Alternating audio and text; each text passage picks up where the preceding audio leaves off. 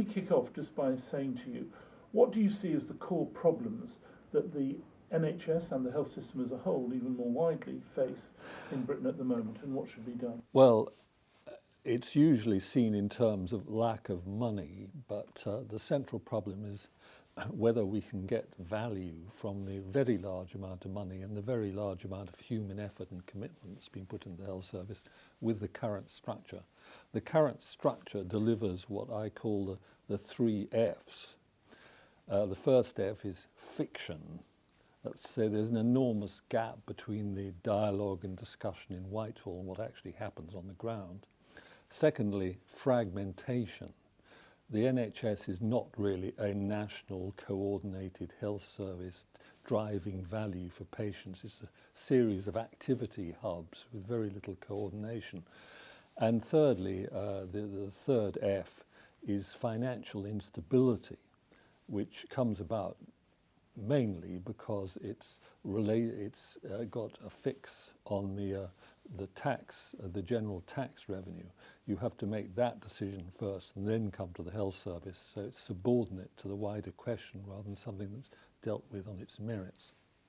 One of the things that always strikes me about the fiction point is people aren't ready to discuss rationing of health services, and indeed many politicians claim you don't have to ration health services. How do you feel about that? What are the criteria that government should be thinking about? Well, government should think of opportunities and solutions. There's an enormous amount that can be done with low cost, closer to home services. As we've shown in the Salford lung study, which is a very big trial, a community-based trial based on realistic actual patients, 3,000 of them in Salford. Which shows that it is possible to improve health for people with that particular long-term condition. And in Denmark, they've shown even more clearly that there was a 3-year follow-up in southern Denmark of 7,000 patients. Of those who didn't adhere to their medication and were not in touch with primary care, the mortality was 26%. Those who did adhere, it was 11%. And the proportion not adhering were in fact 20.1%, which entirely bears out the Pareto's law that 20% of people generate 80% of the problems in healthcare.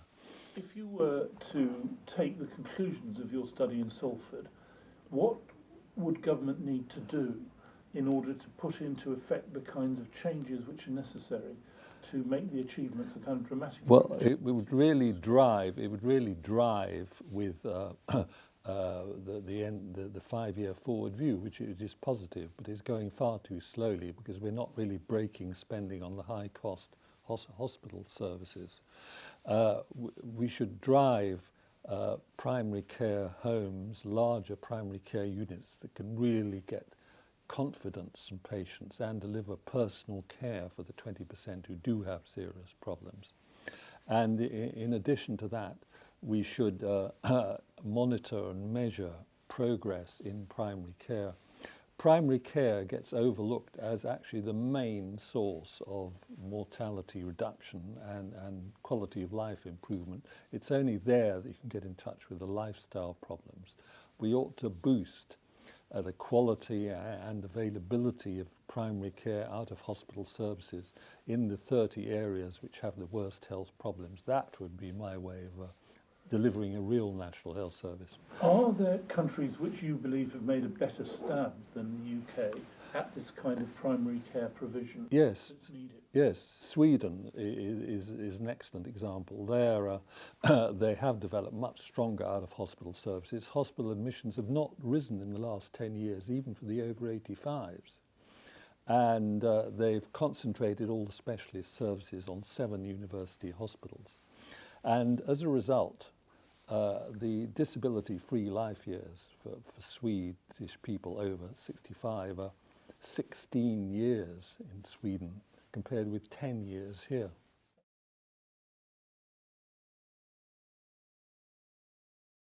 It's got to recognise that these longer term conditions are not just about physical symptoms.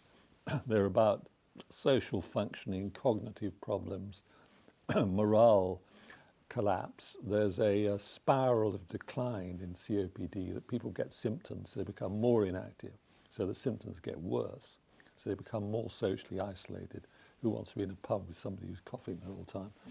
And what we've got to realize is that integration, which is a sort of great Whitehall barrage balloon, is really about services for elderly people. And we've got to integrate social care with healthcare through these new primary care hubs. We have, and thanks to Stephen Dorrell and one or two other ministers in the last 20 years, we have in fact built up quite a good service of home support. It's got defects, but it's much better than what was there before. And this health service has signally failed to develop a intensive home care service for people with serious health problems. In fact, the most shocking thing that's happened one of the most shocking things that's happened in the last 5 years is that the number of district nurses has in fact been halved. But part of the reason for that must be the division between health and social services for those in old age. Integration has been something which many people have aspired to in certain respects, but never really delivered in an effective way. Yeah. Do you have any advice to government as to how it could deliver something yes. in that area? Firstly, you've got to start with constraining spending on high-tech specialties in the hospitals. In fact, primary care has saved a lot of money, partly through generic prescribing, but all this has gone into bailing out hospital funding. There are 143 areas of specialist commissioning. They now cost about 20 billion. That's doubled in the last 7 years. And nearly all that service goes to the under 65s. Now you need some activity in those specialist commissioning. There could be much more pressure to compare costs and to try to concentrate services. You get better results on fewer sites. So you've got to start there with it's the producer capture of the system.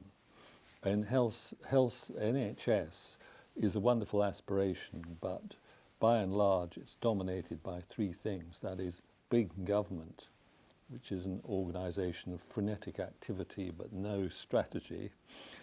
Secondly, big corporations, and we've had immense pressure from American corporations and others, and hence the terrible fiasco and tragedy of the Cancer Drugs Fund. They spent £1.5 billion on drugs for people with late-stage cancer when they could have spent a tenth of the amount, got better results on better end-of-life care. And the third key controller is the monopoly profession, this very, very hierarchical medical profession with the top brass and high-tech specialties controlling spending patterns. Well, let me ask you about that third one, because if you're trying to manage reform in this area, Yeah. the workforce both takes the lion's share of the money, but also is an enormous force there, as you say, with very strong trade unions and vested interest in those circumstances. How would you set about trying to deal with that problem? It's one that I remember from various times, the consultant's contract and so on has been there, and many secretaries of state have come into office thinking we'll have a crack at this and haven't really succeeded. What thoughts? What we've got to do is build up stronger primary care where health teams have more time to work with patients who've got serious health problems. And the good news is we were doing a lot of this. First with the Family Doctor Charter, and all credit to Kenneth Robinson, who was one of the 4 best health ministers, and later with Ken Clarke and Stephen Dorrell. We were doing a lot of this through local investment in better primary care premises as charted in family doctors and the economic incentives, and then through fund holding and total purchasing. The BMJ called me in the 90s the father of fund holding. And I'm very proud of my offspring, but the terrible act of homicide committed by a Labour minister, who I won't name, for that programme, just when it was beginning to really take off, when it could have been used to deal with some of these equity problems, improving healthcare in older industrial areas, stopping the sort of problem they've got in the Appalachians with opioid addiction, poor lifestyle, etc. We've got to get back to that sort of momentum. It's going to take 15 years to build it up, but it's starting. Tomorrow, in fact, I'm giving a session to the first course for managers of the new primary care homes, which are going to be 50,000 patients with a much wider range of services. So there's some good signs. NHS England does understand the problem, but of course it's much constrained by the three powerful forces in the upper atmosphere. I don't think it's unfair to say you focused a lot in what you said about developing a much stronger primary healthcare system. Yeah.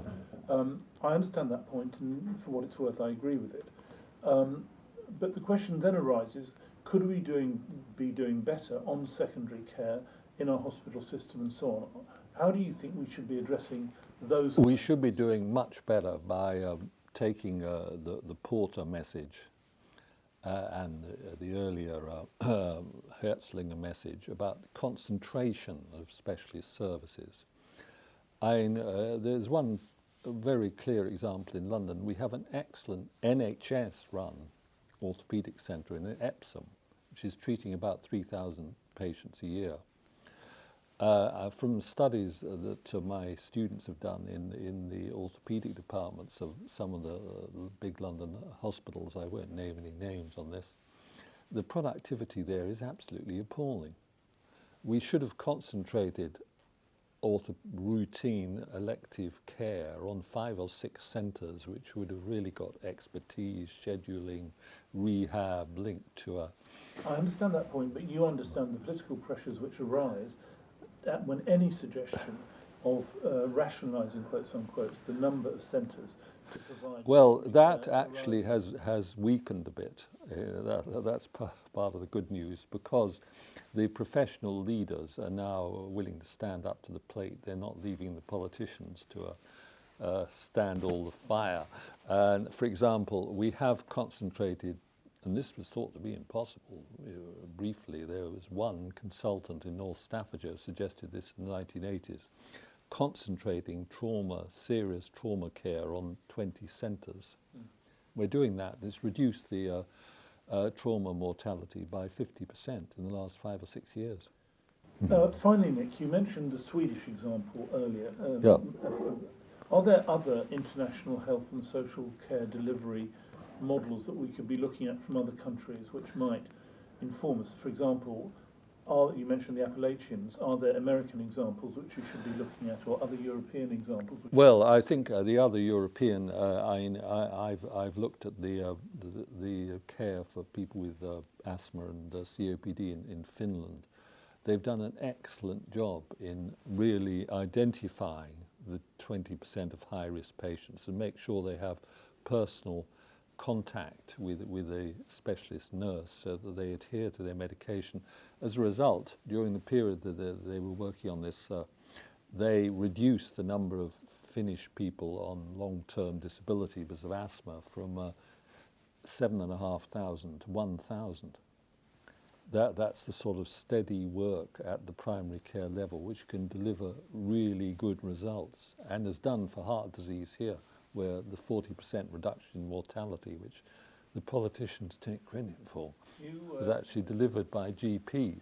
With your examples in Sweden and Finland, you sound like a good old-fashioned Scandinavian social democrat. Is that where the future lies? Well, in both those cases, they've gone for a mixed economy of care. In Sweden, 50% of primary care centres are privately run and privately owned. And in Finland, there is a contracting system and much more regional and local. And the message worldwide, and it's particularly strong from Bangladesh, is that if you have focused programs with local community involvement, and they've made remarkable results in Bangladesh in improving life expectancy and dealing with childhood disease and maternal mortality. And everywhere in the world we're seeing these more regional and local initiative programs delivering results. One spectacular example is in India, where not with any aid money, but with money from the American charity sources, they have now eradicated polio. For that, they had to immunize 10 million children who were with no fixed abode, who were living in brickyards or in temporary accommodation, because you've got to do everybody and that kind of thing. Nick, this has been fantastic. Is there anything else you'd like to say about this subject for this video? Yes. I'd like to say that part of the fiction at the centre is that it can all be resolved by more funding. In fact, we've got a lot of funding in the health service, and we've got a lot of very dedicated people working. Their time's not well used in many cases. And for the future, we've got to make sure that we fund services for the younger generation, and that we don't pile more and more spending. Because if we raise the NHS spend to 11 and 12%, as everybody says we must do, the people who are going to pay it are younger taxpayers.